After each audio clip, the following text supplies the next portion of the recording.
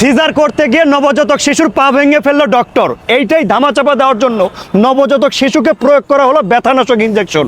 আপনি একটাবার চিন্তা করে দেখেন, মানুষ কতটা পশু হলে একটা নবজাতক শিশুকে তার অপকর্ম ধামাচাপা দেওয়ার জন্য ব্যথানাশক ইনজেকশন প্রয়োগ করতে পারে। যখন সেই বিষয়টা জানাজানি হয়ে গেল, একটা জিনিস কতদিন চাপা থাকে, শাক দিয়ে তো আর মাছ ঢাকা যায় না। যখন ব্যথাটা তীব্র থেকে তীব্র হলো এবং ফুলে গেল, তখন স্বজনেরা বুঝতে পারলো যে না, এইখানে গ্যালজাম আছে। ডক্টর সিজার করতে গিয়ে পা ভেঙে ফেলছে নবজাতক শিশুকে। যখন পরিবার হাউমাউ শুরু করে দিল, তখন ডক্টরের পক্ষ থেকে পরিবারকে মারধর করা হলো।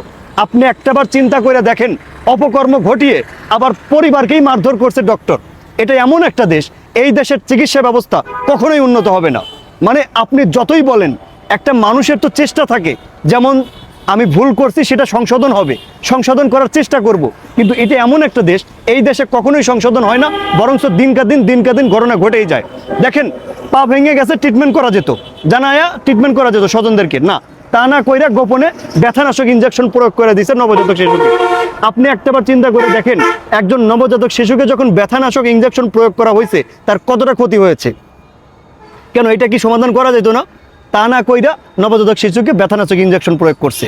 এই সমস্ত ডক্টরদের তাদের লাইসেন্স বাতিল করা হোক এবং এদেরকে আজীবনের তরে ডক্টরে নিষিদ্ধ করা হোক।